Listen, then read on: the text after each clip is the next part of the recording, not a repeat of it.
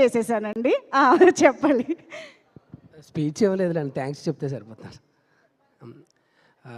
First Arvind సార్కి చెప్పాలండి, అల్లు అరవింద్ సార్కి. ఎందుకంటే నేను last time Balakrishna sir 50 years ఆ ఫంక్షన్లో కలిసినప్పుడు సెలబ్రేట్ చేస్తున్నప్పుడు చిరంజీవి సారు బాలకృష్ణ సార్ ఉండగా ఆ పక్కన అల్లు అరవింద్ సార్కి నమస్కారం పెడితే ఆయన అన్నారు, ఒరే చాలా మంచి క్యారెక్టర్ చేసావు, చాలా మంచి పేరు వస్తుంది అన్నారు.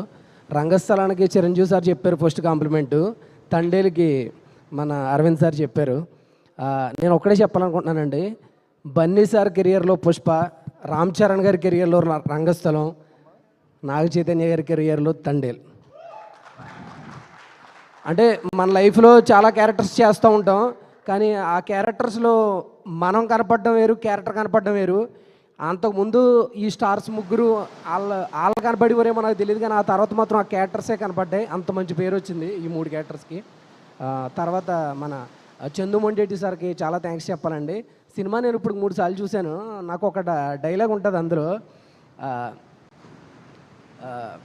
దేశానికి సరిహద్దులు ఉన్నాయి కానీ మా దురదృష్టానికి మాత్రం హద్దులు లేవు అని ఒక డైలాగ్ ఉంటుంది.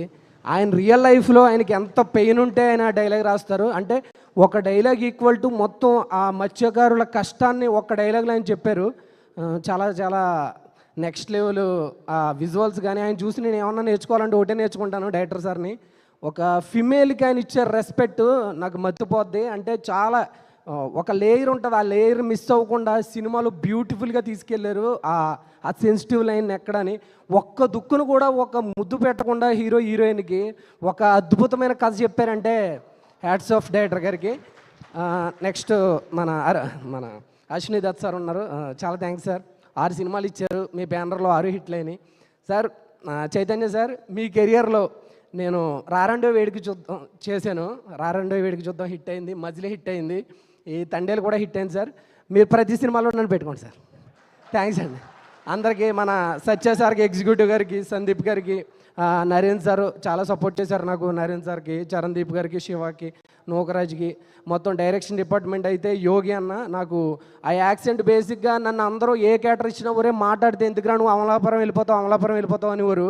ఆ యోగి అన్న మాత్రం నన్ను ఆ శ్రీకాకుళంలోనే ఉంచాడు, ఆ స్లాంగ్లో నేను కనపడకుండా క్యారెక్టర్ కనపడేలా చేశాడు. డైరెక్షన్ డిపార్ట్మెంట్ అందరికీ, కార్తీక్ అన్న కానీ, మన కోడేటర్ విజయ్ గారికి, కిరణ్ గారికి, అందరికీ పేరు పేరున, మన జ్యోతి గారికి, ఇంకా పేర్లు గుర్తురావట్లేదు, అందరికీ పేరు పేరున ప్రతి ఒక్కరికి నేను ఎవరైనా మర్చిపోయింటే 24 డిపార్ట్మెంట్లకి ఇందులో కష్టపడ్డ ప్రతి ఒక్కరికి చాలా చాలా థ్యాంక్స్. మీ కష్టం ఉంది, మీ టెక్నీషియన్స్ కష్టం వల్ల ఈ సినిమా ఎంత సక్సెస్ అయింది. Thank you so much Geetha Arts. నేను లైఫ్ లాంగ్ గుర్తుపెట్టుకుంటాను. ఎందుకంటే రంగస్థలం తర్వాత అందరూ మెసేజ్లు పెట్టడమే, ఒరే సరైన క్యారెక్టర్ చేయట్లేదురా అన్నారు. ఇన్ని ఏళ్ళకి నువ్వు రంగస్థలం తర్వాత అద్భుతమైన రోల్ చేసేవారు అని మెసేజ్లు పెడుతున్నారు. ఇంకోటి ఏంటంటే ఏమాత్రం అవకాశం ఉన్నా కొంచెం ఆధార్ కార్డు కూడా రెడీ చేసుకోమంటున్నారు.